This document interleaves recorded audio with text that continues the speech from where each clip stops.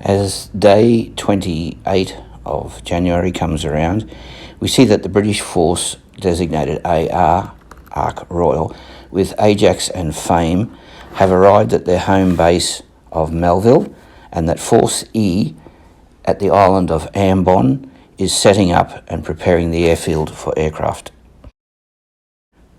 Further north, the Japanese force designated A for Akagi the carrier have arrived in their home base of Tori, and that the British Force X, made up of 2 submarines, Ambush and Alliance, have set up a patrol line outside the entrance. Meanwhile, west of the island of Salt, the Japanese Force M for Mutu is heading home. It's damaged, and the British battleship Rodney, that is designated Force R with Exeter and Brighton, are following up. The British Force X1, which is made up of a submarine, Alderney, is tracking to try and intercept Mutu. Meanwhile, the Japanese submarine So has been ordered to patrol around island P3 to meet up with the Mutu force. The commander on Mutu knows that the next day Rodney will catch up and probably sink him, unless something is done. And so a plan is hatched. During the night of the 27th and early morning of the 28th, his 2 heavy destroyers, Hibiki and Shirakumo, slip away to the west and lay in ambush for Rodney. The reason they move to the west is as the morning sun comes up in the east, it will silhouette the battleship against the horizon. And these heavy destroyers each carry 9 long-lance torpedoes. They will launch the 18 together in a salvo to try and disable Rodney. The plan is working. The destroyer out in front of Rodney, HMS Brighton, has not seen the 2 heavy destroyers, and there, just as the first rays of the sun are starting to come up, is Rodney silhouetted on the horizon. The 2 Japanese destroyers coordinate their attack by using lamp, and once in position, they both launch their 9 long-lance torpedoes. Rodney does not see the long-lance torpedoes coming, as they do not leave a bubble trail, plus it is very dark, and it is a great surprise when 3 gigantic explosions take place on the port side of Rodney. Brighton immediately turns and heads towards where she believes the Japanese submarine that fired the torpedoes is. To her surprise, the horizon lights up with gun flashes. This is not a submarine. There are other ships out there. The near misses and the number indicate that this is a rather large force. Brighton immediately turns and retires under a heavy smoke screen, and the 2 Japanese heavy destroyers slip away at full speed to rejoin their battle group Mutu. As the sun comes up, we find Rodney listing heavily to port from the 3 torpedo strikes, but still maintaining 13 knots, a long way from sunk, but severely damaged, and now must head for home. As the day progressed, the British submarine Alderney, not knowing what had happened to Rodney, was stalking Mutu, setting up for an attack.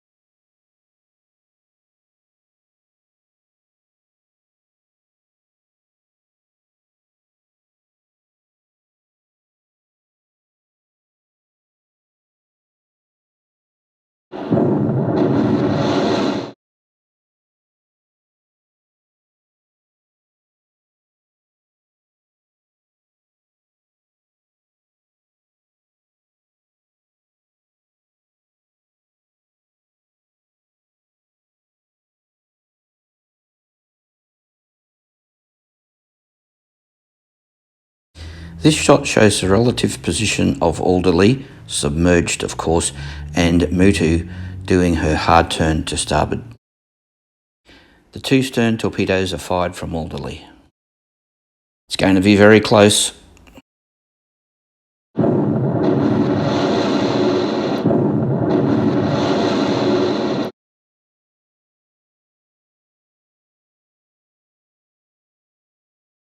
The torpedo strikes from Alderley hit Mutu in the bow, which was in front of her anti-torpedo bilges, which meant that she suffered maximum damage.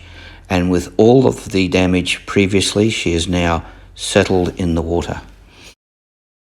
Mutu cannot be saved. The orders are given to abandon ship.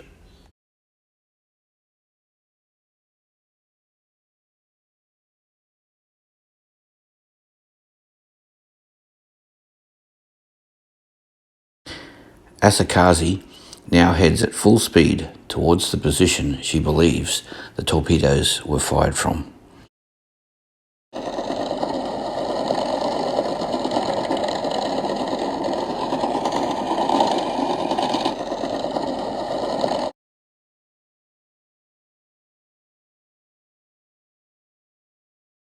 The captain of Alderney is trying a very daring tactic. Instead of heading away, as most submarines would be expected to do, he's headed directly towards the destroyer, as he knows the destroyer at full speed cannot ping for him with Aztec, and he's hoping to increase the distance between the two of them as they head away from each other.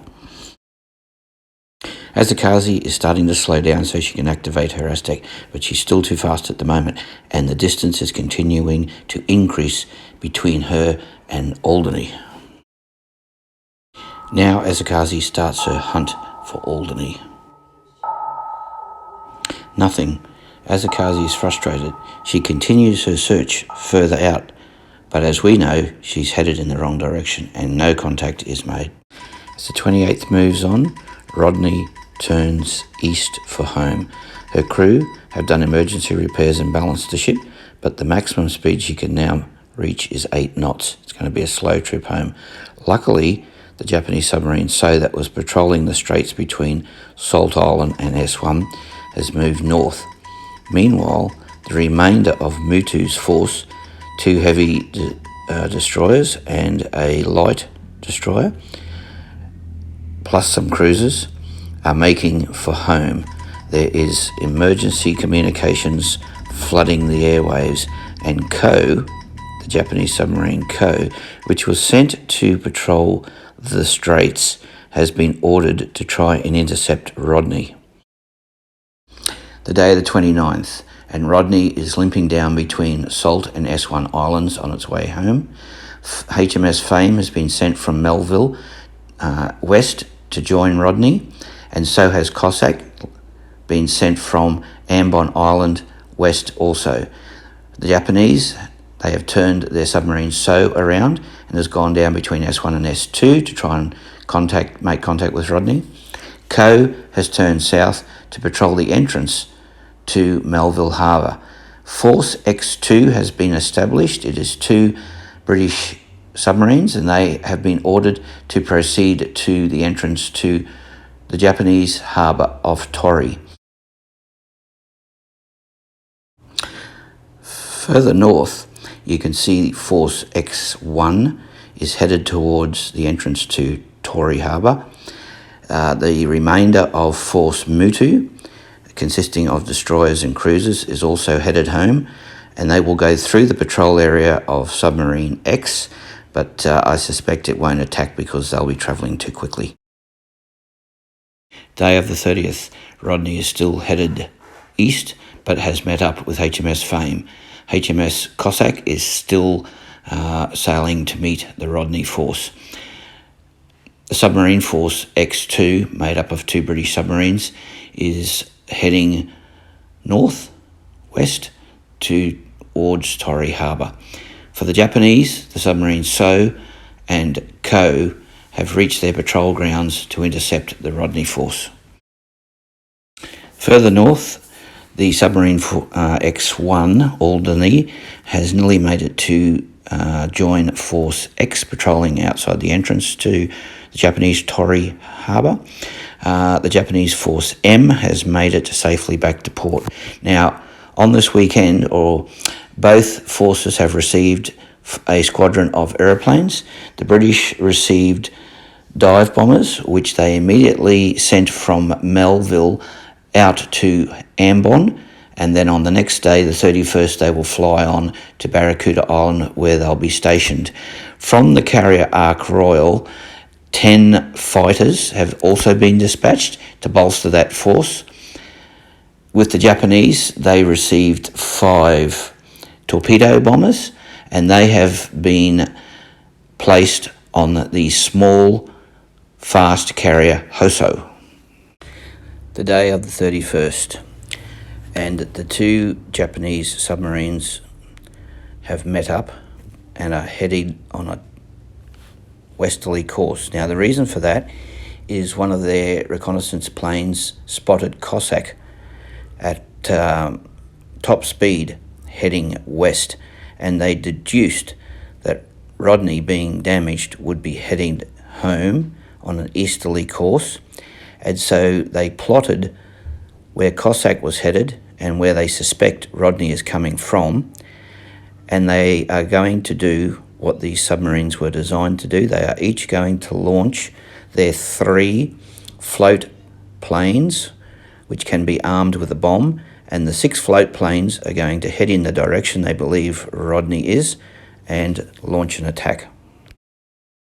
Further north, you can see that Alderney, that is X1, has taken up a patrol position further to the south of where Force X is patrolling, and Force X2, made up, of course, of the 2 submarines, Andrew and Astute, are approaching that area as well. Each of the Japanese submarines, So and Co, launch their 3 float planes, and they fly in a westerly direction looking for Rodney.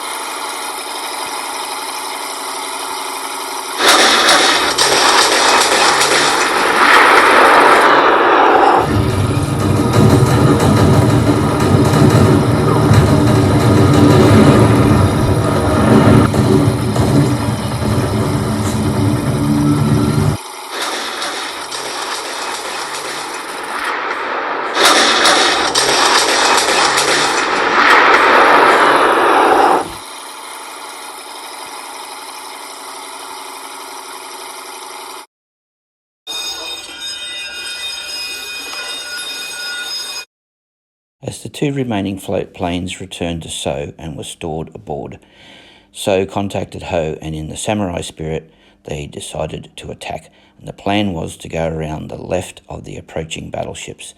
As So was doing that, she was contacted by HMS Fame, and Fame peeled off to go and chase the contact.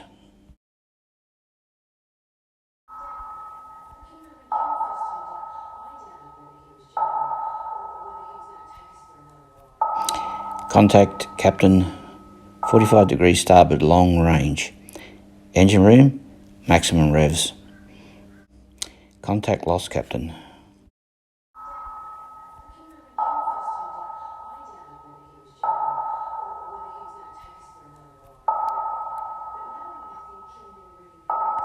Contact bearing 65 degrees starboard, 1,000 yards.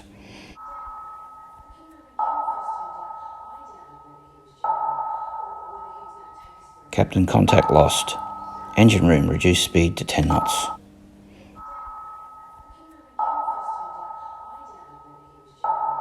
Contact bearing 20 degrees starboard, 500 metres.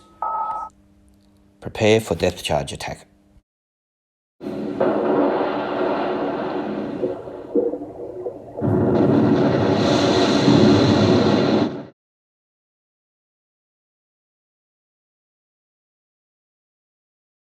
Nothing.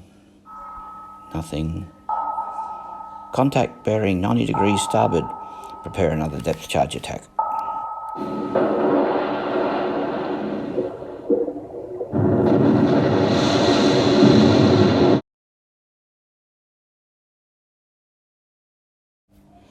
She's up, 45 degrees to port, all guns open fire.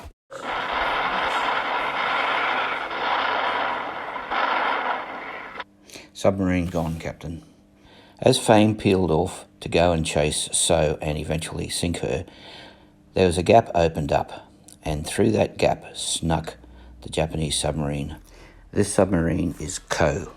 Rodney is in a bad way. She has fires raging below decks. Her speed is reduced to 6 knots. Her anti-aircraft fire is virtually ineffective.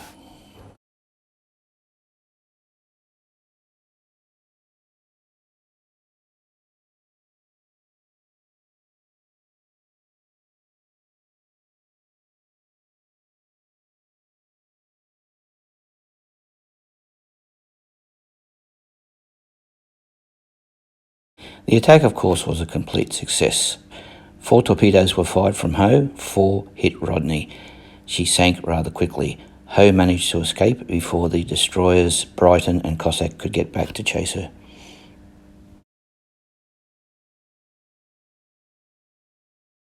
And so as the sun sets on the 31st of January, the 2 destroyers, Brighton and Fame, and the cruiser, Cossack, are ordered to join Duke of York at Barracuda Island.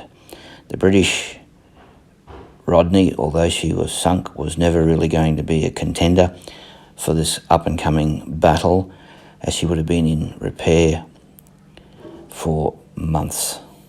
So the British now are facing the Yamato and the Japanese carrier Akagi, and they really only have the Duke of York. The tactic is they've brought all their submarines to form a sort of British wolf pack outside the entrance to Torrey Harbour, and they're hoping that they can damage Yamato to a point where the Duke of York can handle her. But the Japanese have many destroyers that can hunt submarines, so it's going to be an interesting development. Let's see what tomorrow brings.